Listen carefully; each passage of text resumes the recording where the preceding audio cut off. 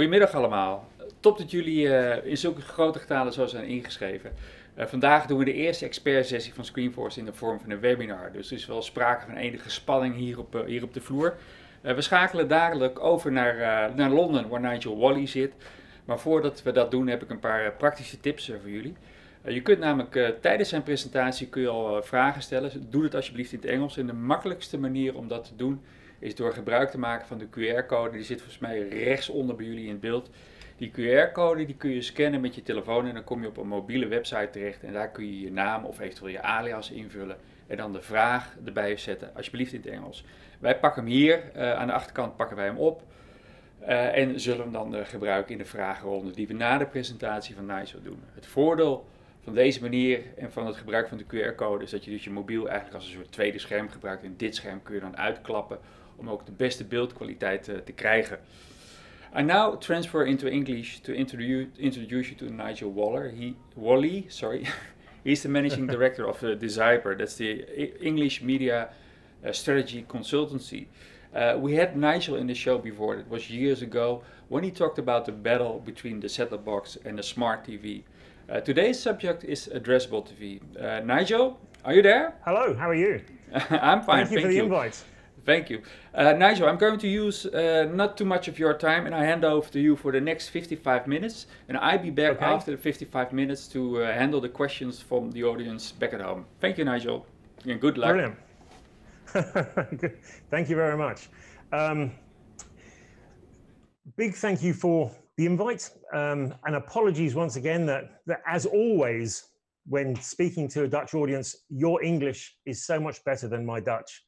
And I have to confess that my Dutch really is limited to twee weer alsjeblieft, which has always been very useful when I visited Holland. But beyond that, I have nothing. So apologies. I'm conscious that some of you may have had a chance to look at the online video that we've provided. Some of you may not. It's not a problem. I'm going to summarize some of the kind of the big thoughts that I made in that presentation as we go through. So if you haven't seen it, please get a chance to go and have a look afterwards. And what I'll do, I'll provide a kind of a longer version of this recorded so you can see this again as well. So as we know, addressable TV is one of those very hot topics. It's on lots of conference platforms, lots of white papers, but it's a very strange topic for a number of reasons. It's a topic that, and a phrase that lots of people understand to mean different things. So if you ask 10 people in the media industry, what does addressable TV mean? You'll end up with 15 different answers. And so one of the things we're looking to do is kind of think about how to kind of standardize that. It's also, it's a subject in which there's lots of companies claiming to offer addressable TV. And all of those companies seem to come from different parts of our industry. And it doesn't feel like everybody can offer addressable TV. So we're questioning all the time, what does a company offer and why is it they offer it? And finally, it's a strange phrase and a strange industry because lots of the conference discussions and lots of the white papers that are being discussed are being put into the market by tech companies who provide one specific piece of technology in the back of the system. And it's not a subject that we're hearing lots of discussions from media suppliers and media agencies about. So we would like these sessions to do a number of things. If we just go through, so first of all, we want to try and get everybody to agree the basic terminology in the landscape. If we can all agree the kind of the big ideas and what they mean and what the phrases mean, it will be much easier for us as an industry to have that debate. We want to help people critically appraise what's being promised. And what we mean by that is that when a media agency hears a presentation from a supplier, we want them to know what questions to ask. We want to, between us, agree what are the questions we should be asking this company that claims to be able to offer addressable TV. So we can really think about whether it's true what they're offering. we want to make sure we understand who all these companies are. Why is it that a television platform can offer addressable TV, as well as a broadcaster, as well as an app company and a tech company? Why do all those parts of the value chain claim to offer something? And how do we compare their different claims? So what is it that a platform can do that a broadcaster can't do? And what is it a broadcaster can do that a platform can't or an app can't?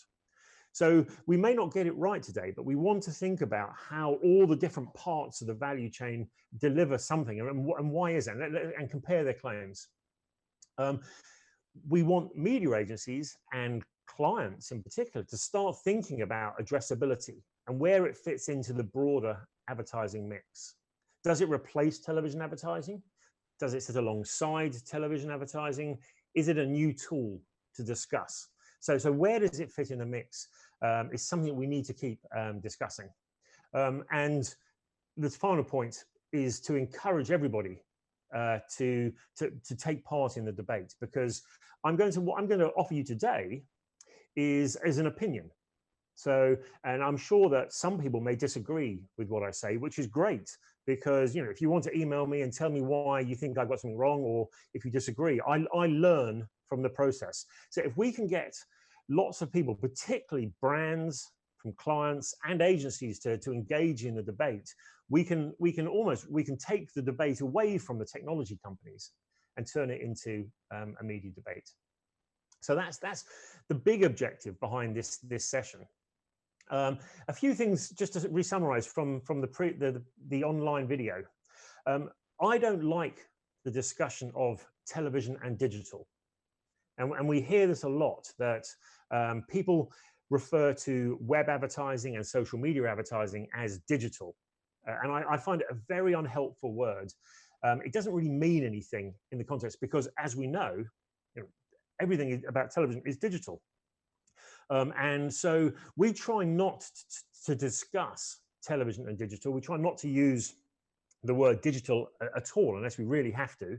And we prefer to talk about context, because there is clearly a traditional context on the left of the screen. You know, television has been a group viewing experience since it began.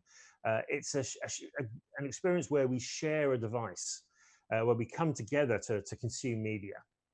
And in the last 10 years, we've also added to the mix another context. This is what we call the user context, because we have all adopted smartphones, smart tablets, PCs, and television has moved on to those. It's opened up this other context. And from an addressability point of view, those two ideas of context are actually much more helpful than TV and digital, or television and digital. To understand television in a shared audience context versus television in an identified user context, we find is a much more helpful context for having the debate. And we also asked the question about, what is television? Now that seems like a stupid question in the middle of this debate to ask what is television. But someone today, I was arguing with them on social media because they were talking about television and the internet. And I was saying that it's all television. And they're like, no, there's television, and then there's internet, and then there's social media. And so I'm just going to kind of lay out what I think is the television landscape, and also talk about what tools are available to think about addressability. So a lot of the time through this debate, I'm going to keep focusing on those two contexts: the idea that there is television, shared audience television, and that there is internet, which I'm going to put in the kind of the right-hand side of the screen for the minute. So if I build up all the tools that we think are part of the debate. So clearly traditional television for years has been about linear broadcast channels. Programs, ads, programs, ads. We understand that the format, and it's been there for years. Recorded television, being able to record programs is important. And then both of those things obviously come into play when we talk about addressability. A big thing we'll talk about when we get to the formats later on is how addressability fits into broadcast television. And you'll see I'm going to mention a couple of examples: Sky from the UK, SBS in Belgium, Virgin in Ireland, where they're able to insert ads into recorded program. So it's one of those things we always talk about. You know, we shouldn't forget recorded programs. A program held on a hard drive in a consumer's home is sitting effectively on a media server with the ability to insert ads. And so very quietly recorded as part of the mix. And there are people who think recorded content is part of the bigger on-demand mix for content, because it's either live or it's on demand, and delayed. So it's an important part of the mix. As we go down, obviously the internet has just arrived on the bottom right. Whenever it was 10 years ago, I think in the UK, the first television apps launched on PCs in 2005. So suddenly, we have these two areas, traditional television and the internet, and very quickly we had the arrival of catch-up players. So broadcasters around Europe launched web players to deliver catch-up content, and almost exclusively in the early days, it was ad-supported. So we had internet-based web players with advertiser-funded VOD delivering catch-up content. And then as we saw around Europe, the players evolved. So within a broadcaster's player, we very quickly got streamed live versions of the live channel. Some people use the phrase simulcast, the idea that you can open up a web app on your PC or your phone and you can see a live version of the broadcast channel. And for a short time, that was the digital world of television, traditional television on the audience screen, and some catch-up apps on our PC that did that. But of course, as we know, the television landscape has kept evolving. So very quickly we saw on-demand television that only existed on a PC or a phone has leapt up into set-top boxes and onto smart screens. So we talk about AVOD, advertiser-funded VOD, on personal use devices and up in the share screen, and it's in smart devices and in set-top boxes, and the evolution keeps happening. So also around Europe, we have internet streams of channels. So it's not uncommon now in Europe to find a television set-top box that can receive broadcast from an antenna, as well as receiving broadcast channels over IP, as well as offering on-demand. And the evolution keeps happening. So over on the internet, we had the arrival of social video with YouTube, Facebook video, Vivo, etc. And we also saw the arrival over on the internet of SVOD, so so Netflix, etc. And for a while that made sense. So it made sense in a strange way for people to still refer to that as digital because it was different to telly. But of course, as we know, television has kept evolving. So around Europe, we saw Netflix launch up into set-top boxes, and it's not uncommon now to have Netflix and other other subscription VOD apps up in set-top boxes and in smart TVs, and we're beginning to see more and more social media. So if you look at the stats for YouTube, YouTube viewing on a big shared audience screen is suddenly growing as more smart televisions and more set-top boxes get YouTube in the mix. So this, to a certain extent, is the landscape for television, and these are all the tools that we think about when we ask the question, where can addressable TV formats evolve? And the truth is, on every single one of those things that's on the screen at the moment, they can all have some form of addressability introduced to them. Some of them, addressability came as standard from the beginning. So social media, advertiser-funded VOD on a catch-up player on a phone or a tablet has always been addressable. But that addressability is now migrating up over onto the left-hand side of the screen, and that's the interesting thing that we're dealing with. So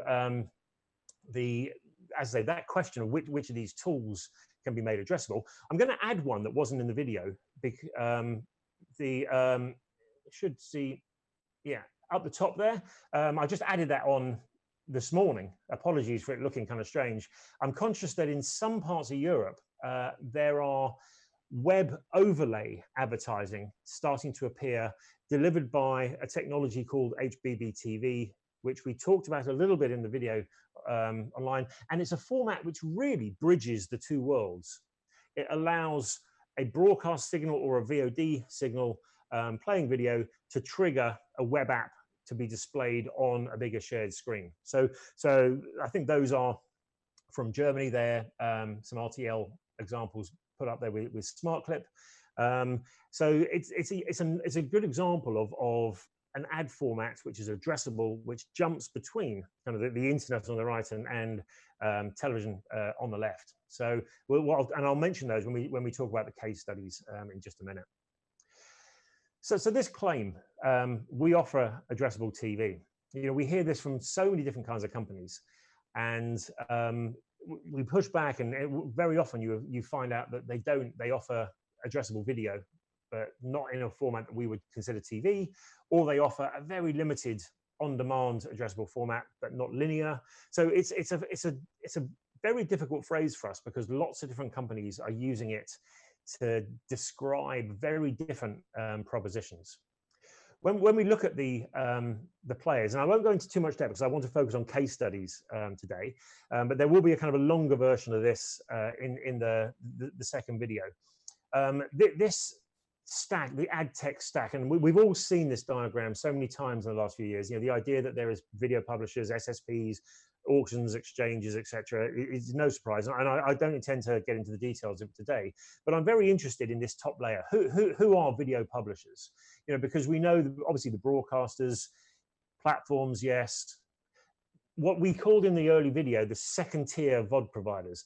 There is a group of new AVOD companies, some of which are global. So companies like Peacock from NBC, Pluto from AMC, Acorn TV. We're seeing a very new series of advertiser-funded on-demand apps, which aren't directly linked to a broadcaster, but they create a very interesting second tier, like Rakuten, Roku, etc. So there is a growing second tier of advertiser-funded VOD apps out there that we need to consider. Clearly the social media players. And then there is a strange kind of mixed promise of some form of addressability, sometimes from data companies, sometimes from agencies.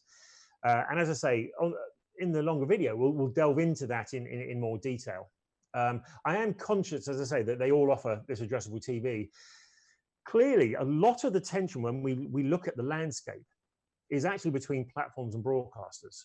So who can offer a true addressable TV proposition from those two?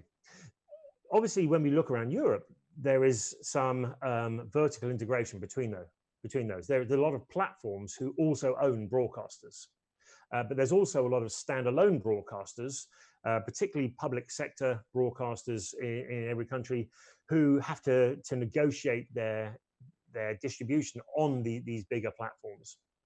And who controls the advertising in that context, who controls the data, is very interesting. There's all, as I say, there's the second tier social is much easier to understand because they don't necessarily integrate neatly in with broadcasters and with platforms. But we are seeing changes. So when we look at the platforms, and we look around Europe at the cable companies, the satellite companies, they are beginning to build in-house their versions, television versions of some of the building blocks from the addressable TV landscapes. Some of those things we've seen from the open web programmatic world are migrating into a within the platforms themselves. So it's not uncommon for a big television platform to have a private marketplace, SSP, and a demand side platform even. And we're seeing broadcasters start to do the same. So, you know, starting to probably buy their way in. So if we look at RTL Group in Germany, for instance, buying SpotX and Yospace and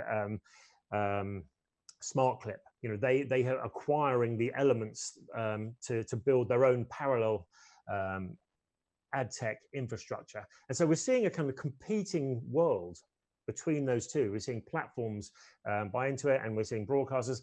And there's also this really interesting question of who are the platforms? Because what we're seeing is some companies who start off in this second tier are moving aggressively up to the top. And you'll see in the longer video that I asked the question about whether Amazon is really now a full-on platform. And if so, is it in every country in Europe, or is it starting off in some countries?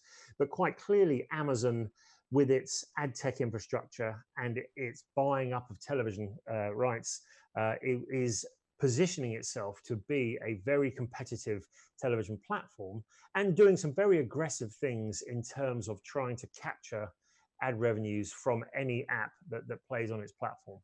So we would question, as I say, Amazon. We would also question whether the smart TV companies can make that move into being full-on platforms. So, Samsung would be the candidate that had the strongest claim to be a full-on platform because it has its own advertising sales unit. It captures data. It doesn't have a strong customer service data and a first-party data world. So, who gets to be a platform and who gets to deliver addressable advertising over the next few years is a really interesting question. Just moving on. Oops, sorry. I'm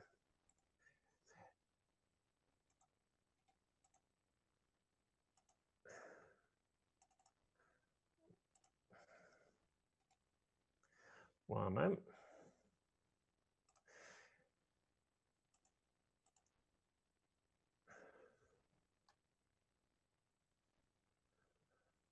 I'm just going to come out. My slides are frozen as always.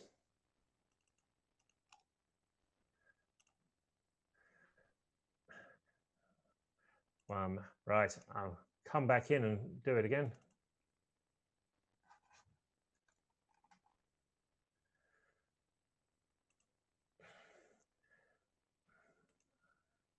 I will have to relaunch.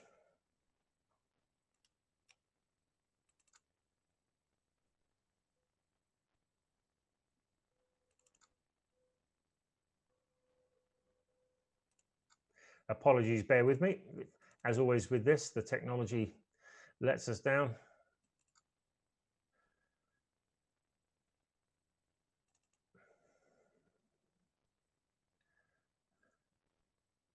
Where were we? Right.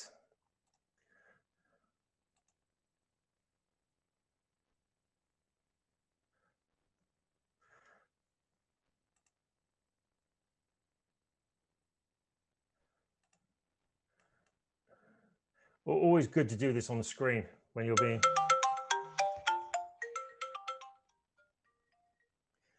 Hello. I'm just putting the things back on screen. Can you see now?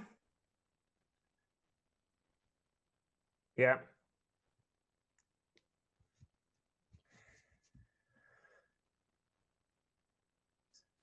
Yeah, it's back. So apologies, everybody. Right, we're back. So, yeah. So what you'll see in the bigger presentation is that, as well as questioning the competition between them, we had a little look at the technology and who possibly could control the different technology required. And we made the case in the longer presentation that platforms were in a very good position because they controlled the set-top box as well as the playout technology. And that it was much harder for broadcasters to deliver a broad range of addressable formats because they were in control of much less of the technology. So we made the claim that owning and controlling technology in a consumer's home was incredibly important because it allowed you to build an ad tech infrastructure in the consumer's home. And we made the case that a set-top box in this world was very much evolving into a media server and an ad tech server that was the center of an addressable infrastructure in every consumer's home. And it was much harder for a broadcaster to do anything other than control their on-demand.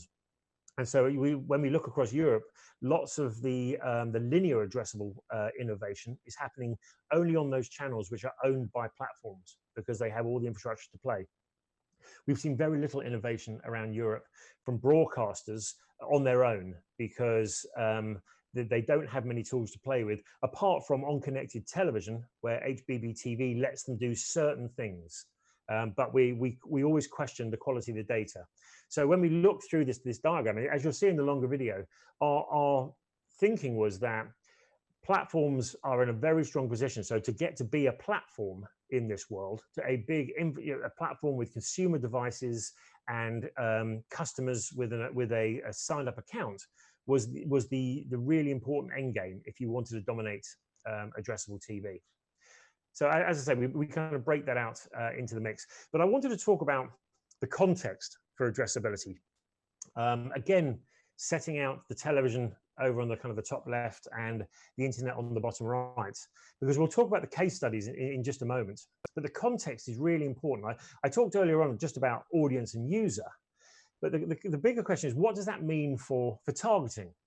We use the phrase addressability very quickly all the time, but when we talk about television, what does that really mean for what new data, what new tools, or what new capability is being brought to market? And if we look at the kind of the story of television, if you listen to the tech companies, you would get the impression that television is this very untargeted medium, that you can only run a national campaign in your country or a kind of regional campaign, and there's not a lot of detail to what you can do with a television campaign. And if you listen to the television companies, at the other extreme on the internet, that somehow internet-based advertising mechanisms are perfectly targeted, that you can hit individuals all the time. And so when we listen to tech companies, that seems to be the nature of the debate. The internet perfectly targeted down to individual level, television, this very broad, very blunt instrument. And of course, we know that's not true. If we look at television, we know that in the UK we have regional targeting, and in lots of countries around Europe, regional targeting. Every single country we look at, the television industry delivers a much more granular level of regional targeting than just national. So we know media companies have got regional to play with, and we also know that the skill of the media agency, it comes from choosing programs, choosing channels, choosing time of day to run, choosing regionality. So television already has a very good level of targeting.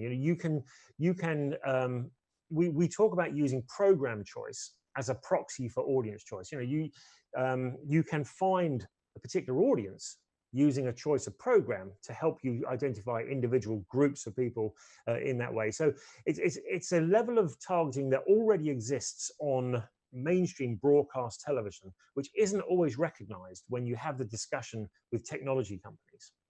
And when we look at the internet, the opposite is true.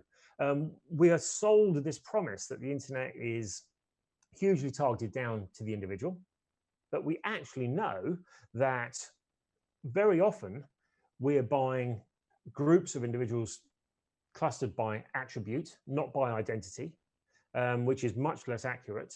And those attributes are being inferred and invented by behavioral kind of analysis, which again, we know is very kind of flaky at times. And very often we're buying households and individuals by IP address. And for those of you like me who have to suffer looking at handbag advertising and dress advertising when I'm reading my newspaper online because my wife's been online shopping, you'll know that how ridiculous to claim that IP level targeting is somehow perfectly accurate, whilst television targeting isn't accurate. We know it's not true. So that's the kind of state of play, that the truth that we're told by the tech companies about the level of targeting on television and the internet just isn't true. What we're seeing with addressability, of course, is the television industry moving down towards the internet in terms of the level of refinement it can deliver. And it's specific things. So contextual targeting. In a moment, I'm going to talk about some cases where a television campaign using addressable techniques can delve into much more detailed context than just program choice or channel choice. We can use data to pull out audiences with certain behaviors, etc. So we can pull out audiences by type, by this huge range of attributes that the TV companies are putting together. I'm going to talk about hyperlocal targeting. So our ability to pull out an audience down to a very, very tiny area now is another great skill that addressability is bringing to market. And hyperlocal as well as location targeting. And those things are slightly different. I'm going to talk about a case where a brand advertiser wanted to advertise within 5 miles of all of its retail outlets. And so it was able to use postcode to pull a group of retail outlets together and use location targeting. And again, we're adding in attribute targeting with third-party data and, of course, with first-party data. We can now, with broadcast television, we can hit down to individual kind of personal or household levels. So our broad message there is that addressability isn't a complete revolution for television. Addressability is really about adding more detailed tools to an existing targeting arrangement that already plays very well in television. So the addressable functionality and addressable technology that's being built into television makes it a much more detailed and much more refined medium, and makes it a medium which behaves more like internet advertising, but doesn't revolutionize what we're doing. And I think we'll discuss it when we get to kind of the case studies in just a minute. Just a quick flash up, these are the SBS targeting attributes. These are the Sky ones. For the first time, we are in television talking about attribute level targeting in a way that we only have been able to do on web-based media for the last few years. Now, I'm going to talk through some typologies and also some case studies. And this is one of those areas where I can argue against the need for typologies. Every single campaign could and should be unique in its construction. So to say that we can categorize addressable TV campaigns in a particular way, it can be seen as unnecessarily detailed. But I find it useful when we're talking about the range of addressable outcomes. I find it useful to be able to at least group them into these groups. So I'll be very interested if people find these groups useful or if they disagree with them, because this is, again, very much Decipher's opinion. What we've done is look at a huge range of campaigns that claim to be addressable and try to group them into kind of broad behaviors so we can talk about the capabilities that are becoming possible with addressable TV technology. So I'll go through them one by one, and I've got some new cases against these to talk about. So first of all, shared ad break. Now this was a concept that we worked on in the UK with Sky when addressability was first discussed. And the big idea here was that an organization, let's say a car manufacturer that had lots of different products, might buy some ad spots in significant channels like a big sports game, etc. And when those ad spots played out, they would evaluate the profile of a household that was sitting watching that live channel and potentially put a different one of their own products into each of the ad breaks. And the second idea was perhaps for an agency to buy a break and put different groups of its clients into it. And our thinking around this was, car manufacturers, financial services companies, etc. And we use this case study a lot. I'll come back to this in a sec. We talked this idea that broadcast channels with a group of different houses, perhaps some singles living together, a couple living together, a young family, all watching the same live broadcast channel. But when the ad break comes, a car company, for instance, has bought an ad break in one of the spots, and what happens is the set-top boxes are coded such that when the channel plays through the set-top box, each of those houses sees a different advert from that one manufacturer based on the profile of that home. And we took this case study around and we went to lots of agencies around Europe to discuss it and talk about how they might want to use it, etc.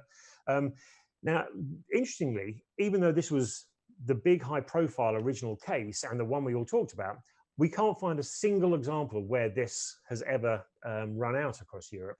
When we get the feedback from the agency groups, what we hear about this is that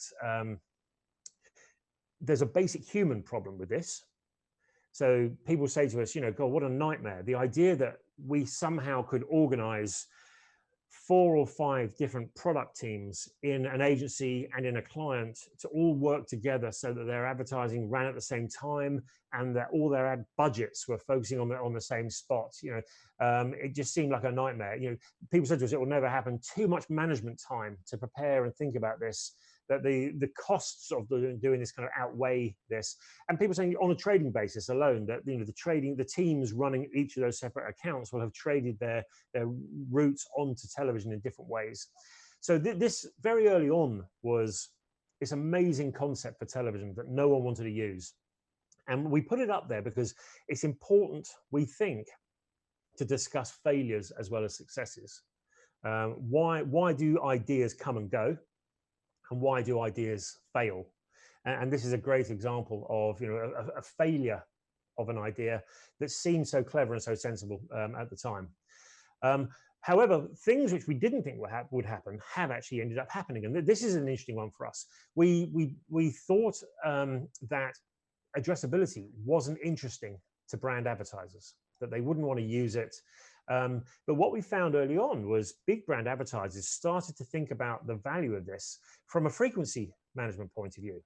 The idea that if you are a big brand advertiser and you want every part of the audience to see your advertising 2 times, 3 times, whatever your data might be, that there are some audiences which are very easy to hit and some audiences which are much, much harder to reach than the average. And big brand advertisers were talking to us about how sometimes when they're trying to achieve the right amount of coverage for the hard to reach audiences, they massively oversupply advertising to the ones which are easy to reach.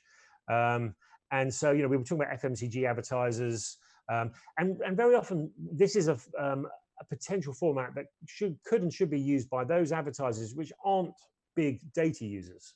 If we look at the segmentation of advertisers, there are clearly some organizations who use data as part of their day-to-day relationship with the consumer. And we're thinking like airlines, etc., and banks, who have lots of data, who have lots of digital interaction with their consumers.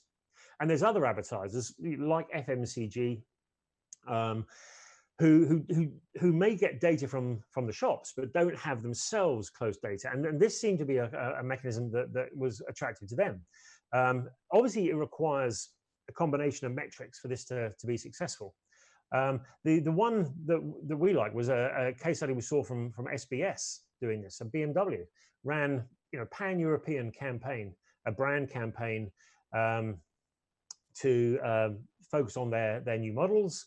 In Belgium, they were very concerned with hitting high net worth. They could see from their market research that the brand campaigns weren't hitting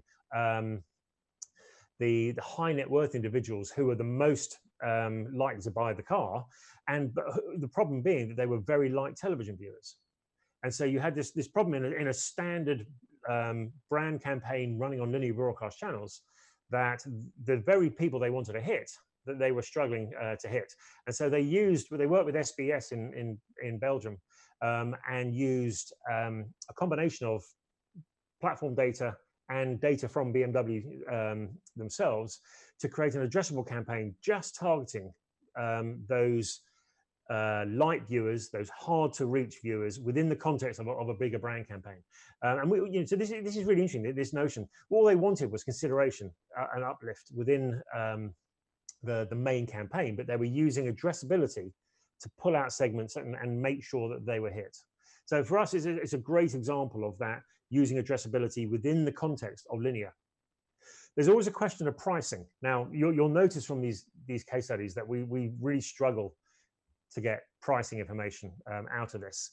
When we talk to providers, a lot of people who sell addressable advertising, they're always trying to work out how to price. And I'm not sure that we yet know how to price addressability, because if you have a campaign like this one, then clearly there's a good argument that your pricing for addressability should be somehow based on the linear price plus a fee for the extra functionality and the extra data and the extra management time. And that's a very good argument, I think, around this kind of campaign, that it is a linear plus pricing model. But you'll see later on, we're going to talk about some case studies where quite the opposite is true, that the comparison is probably with social media data and social media pricing. So pricing is easier when there is an existing linear campaign against which to compare. So moving on to our third group, what we call segmented messaging. Just generically, this would be one advertiser who wanted to have different messaging depending on audience segments or customer segments, but within the context of a single campaign and a single product group. So very subtly different to the first example, which was different products being given to different people depending on their audience profile. What we're hearing is there is also this need to make sure that you can give a subtly different message, even if you're advertising just one product, that different segments can be split up in this way. And we thought this is all about kind of service providers, insurance companies, airlines, financial services, etc. And to a certain extent, as you see from the comment, that we think this is just a modern technology-based version of an existing kind of set of behaviors. It's not uncommon with regional television advertising to amend either the accent being used for the voice in an advert or to amend the messaging. So this isn't new. This is just using technology to do a thing we've always done on television in a slightly more kind of organized way. However, what we are hearing from advertisers who've done this is that one of the problems with this is the extra management time. And there is a financial service provider who I'm not allowed to talk about, unfortunately, but they did say to me that they had tried a campaign in Europe where they had 4 different adverts and 4 different messages, depending on the nature of their customers. But the overall management time to create, manage, and coordinate these campaigns, and then to evaluate them in different way, they felt in a way outweighed the benefits of the campaign. And one of the clients said to me, that a single great piece of television creative could do all that jobs. Now that's an opinion from a client who's tried it. I'm not sure I necessarily agree. There is a good case. Is this? Yes. Hold on. Let me come past this. Sorry. Yeah. This case. So there was a financial service provider who tried this, which was in the UK. Sainsbury's is a large retailer, but it also has a bank, and they did this with Sky in the UK with their credit card marketing, and that they had identified within the context of one campaign that they wanted to speak very subtly differently to people who had previously been a customer, and who now wasn't a customer, people who were current customers, and people they wanted to be customers but weren't. And so they wanted to use a single kind of creative execution, but to tell very slightly different stories to those groups of people. And they used Sky's AdSmart in the UK. Now, I know it's always difficult if you're talking from the UK to use AdSmart examples. Unfortunately, there aren't. One of the difficulties with case studies is A, getting people to allow you to talk about their stuff, and B, finding markets that have tried these things, because it's very early days. So SBS in Belgium is a great source of good case studies. They're doing really interesting things. Sky have been doing AdSmart for a long time, and have published lots of these case studies. So apologies if my case studies are kind of weighted towards Sky. They just have lots of them that they publish and they're willing to share. But this Sainsbury's example was a great idea of a national campaign, but using segmented messages that cut across regions. So you couldn't do this with regionality, but it was all about identifying, taking first-party data from the client, from their CRM data, and blind matching it with platform data, and pulling out of it these audience segments that would get delivered creative. And they used a single video creative, but with different text overlays and different voiceovers depending on the nature of the campaign. And so they wanted slightly different outcomes depending on the audience. They wanted people who had given up their accounts with them to come back. They wanted current customers to feel good about the fact they had a credit card with this bank, and they wanted new customers to consider them as an option. But they were using a single video with these extra messages into an addressable segment. So it's an interesting one. It's a nice one. We like that. And then hyperlocal. So I mentioned when I talked about what new tools are available from Addressability, and the ability to do hyperlocal campaigns keeps coming up as one of those things that's attractive. And if we look at the numbers for what people are spending on Addressability, this is one of those growth areas. Now, I'm going to talk about hyperlocal in two different ways. So this example 4, Addressability number 4, this is using hyperlocal within the context of a bigger national campaign. So a little bit like pulling out individual segments. And this is the ability to use things like postcode segmentation, or use addresses if you've got audience data, where particularly what they call proximity locations, wanting to advertise differently to anybody who happens to be close to a particular kind of location. So the obvious users of this are national retail or hospitality, car dealers, etc. And it needs a combination of targeting data and a combination of metrics. If you're doing this within the context of a larger campaign, one of the challenges is that you are having to evaluate the outcomes of the campaign. You're having to use different kinds of data, the audience data for the main campaign with feedback data from Addressability. The example 20 miles of our new retail store, or 5 miles from a McDonald's, and actually the McDonald's one is the interesting example. Again, another Sky AdSmart example. McDonald's in the UK were trying a new menu in a small number of stores. They were running a national advertising campaign, but they wanted those people who lived within a 15-minute drive of those McDonald's stores that were trialing the new menu to receive a different ad. And so they used platform data, so third-party data.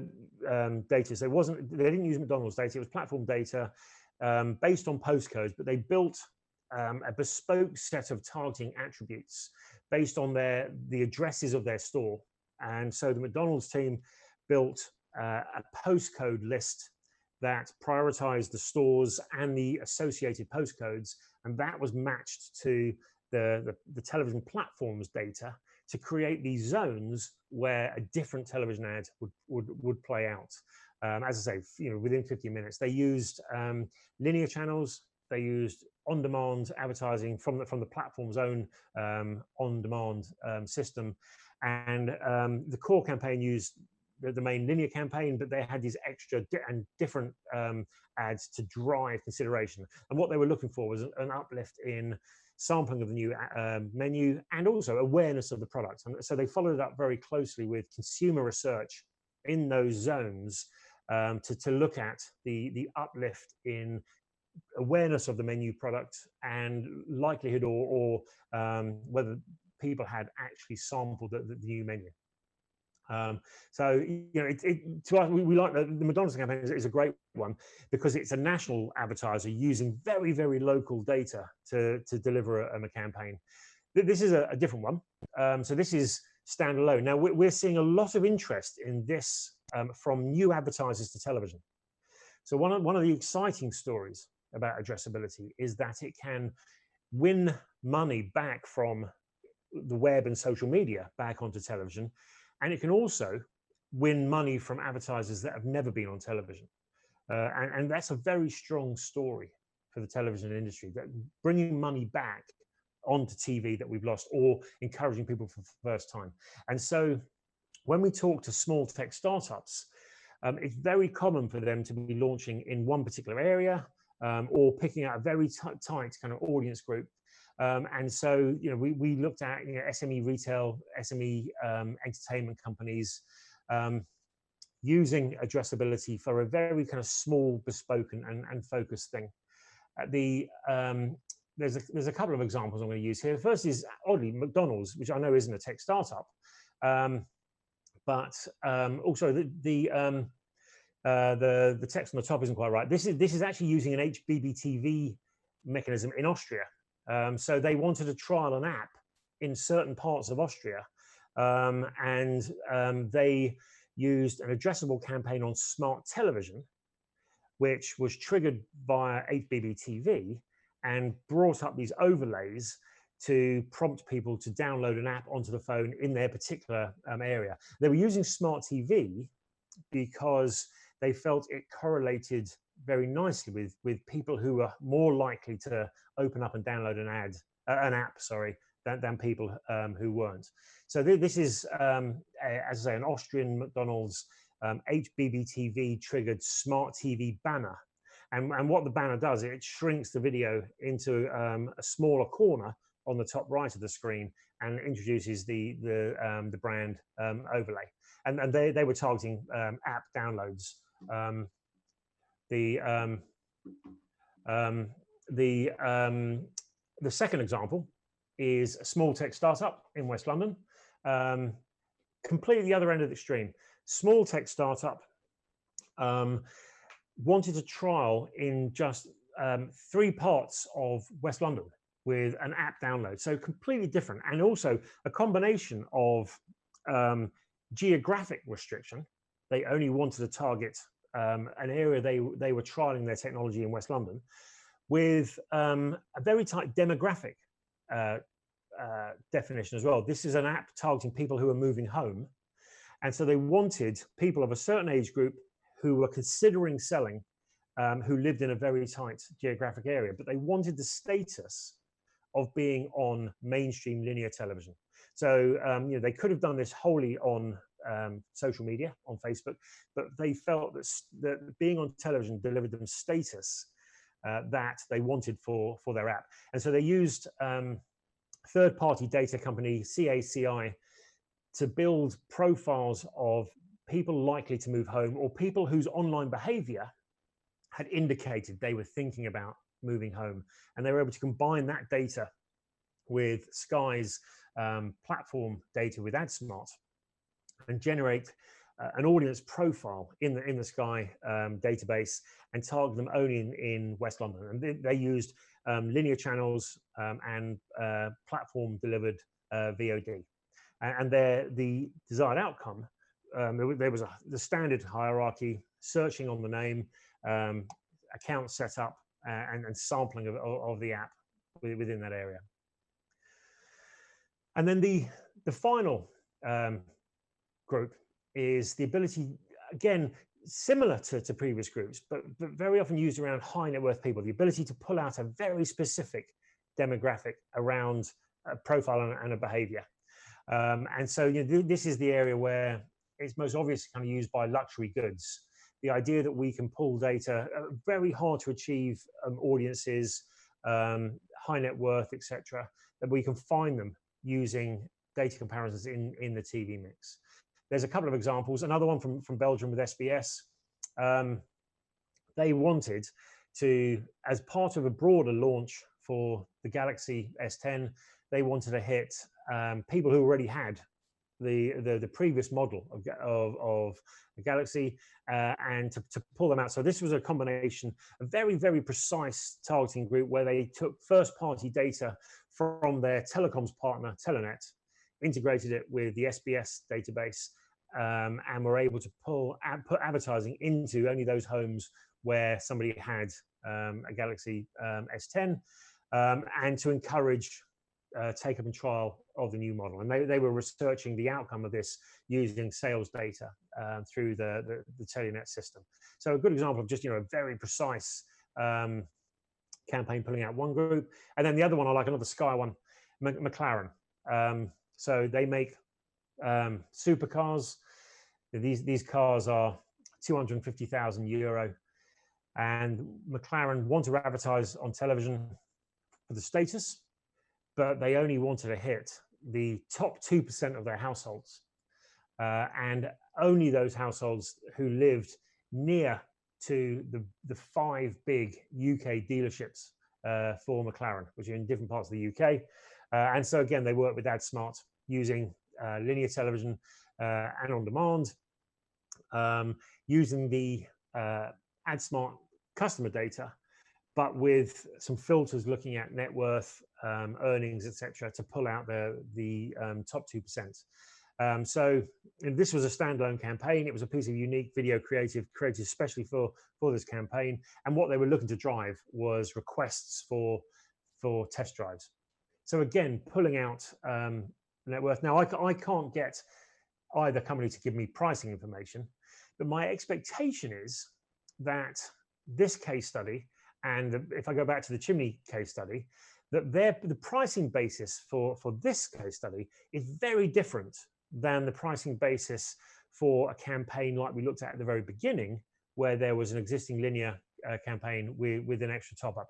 I'm guessing that Chimney were benchmarking the price of addressable TV against the price for social media. So they were looking at the comparative cost of using Sky AdSmart with running this campaign on Facebook and YouTube. And so for them, the question there is, what is the premium they're willing to pay for the status of being on TV? But their starting point would be the social media video level, not linear TV. And then for McLaren's, I'm guessing that, and again, this is just an opinion, that this was priced on a per deliverable basis. And I wouldn't be surprised if the cost of this campaign wasn't 5 to 10 times the cost, if we look at it on a CPM basis, the cost of a normal linear campaign, because of the difficulty of finding these people, but also the value of the potential outcome. If we encourage one of these people to buy a car, the upside is massive. So I wouldn't be surprised, as I say, for if this was 10 times the cost of linear, as opposed to the chimney example, which would be benchmarked against Facebook. And so they were the 6 groups. Now, as I say, you can tell from them that they're not all fundamentally different. They have similar ideas cropping up in some of them, but it's really about who the advertiser was, and what other television or video they were using within the context of the campaign, and what would be their kind of pricing expectations. So that really was the stuff I wanted to talk about. As I say, what I wanted to do was establish a landscape for discussion, start this debate about critically appraising who does what and why should I use it within the context of the campaign. We've identified the players mainly in the video rather than today, but we've started the debate about where addressability fits into the broader advertising mix. And that was everything. So we can break for the Q&A now.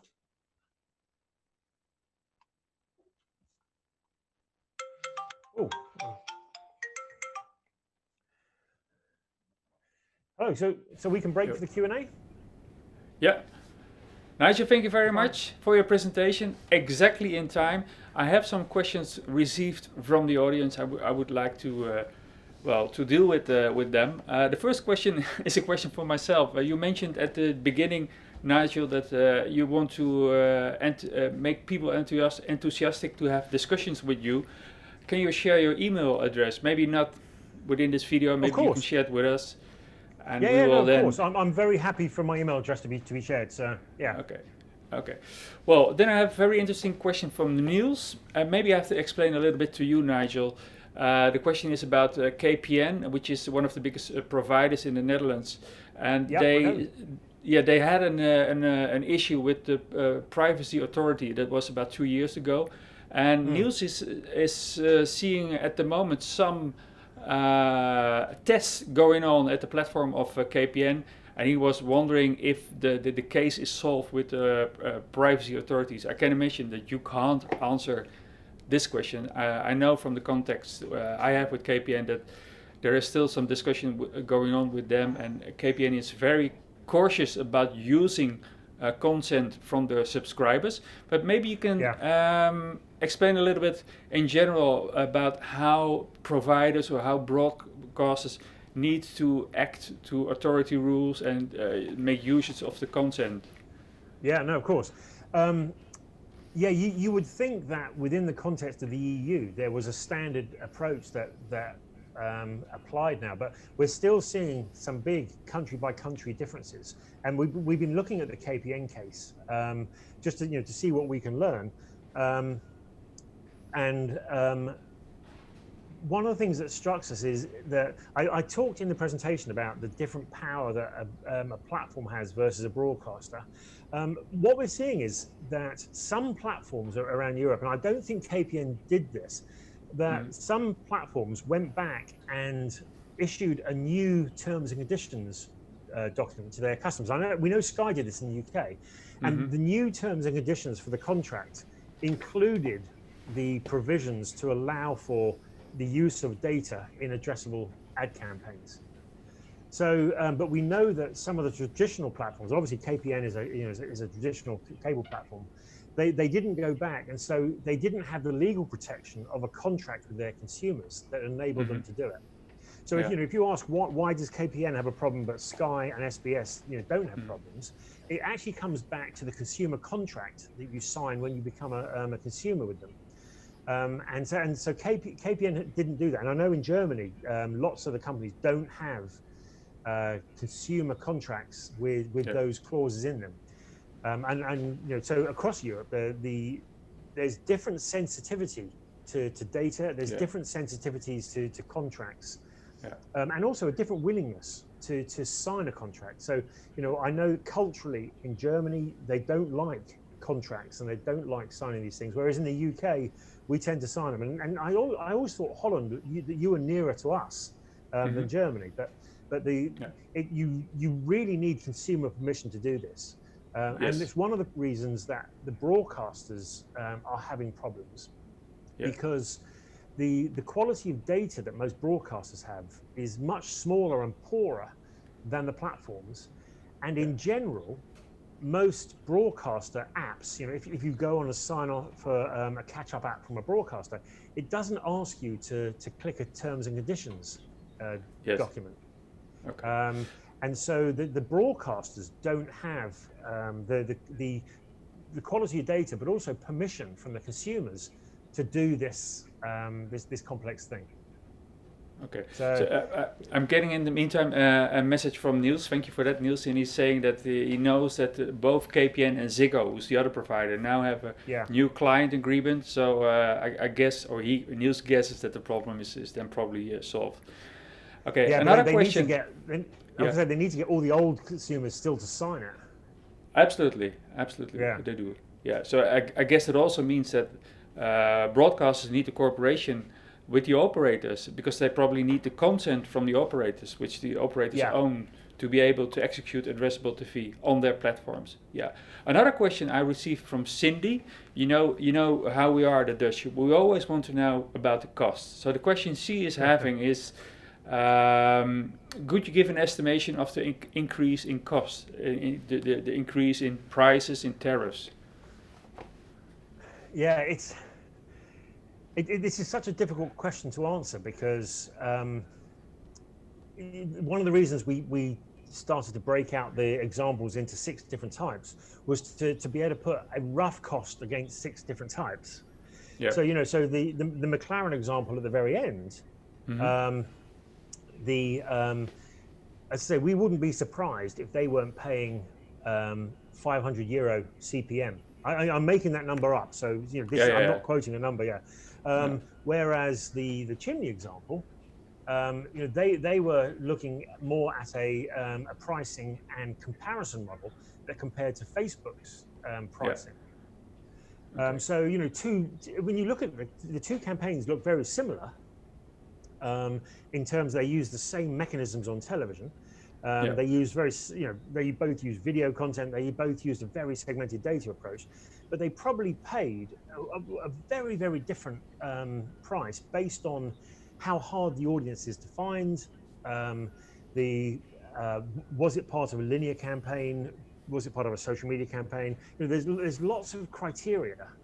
In general, if it's part of a linear campaign, the notion that an addressable part of the campaign should be 20-25% more expensive than the normal part of the campaign, is being talked about, but that's only within very specific circumstances. Okay. So it's the magic difficult. idea.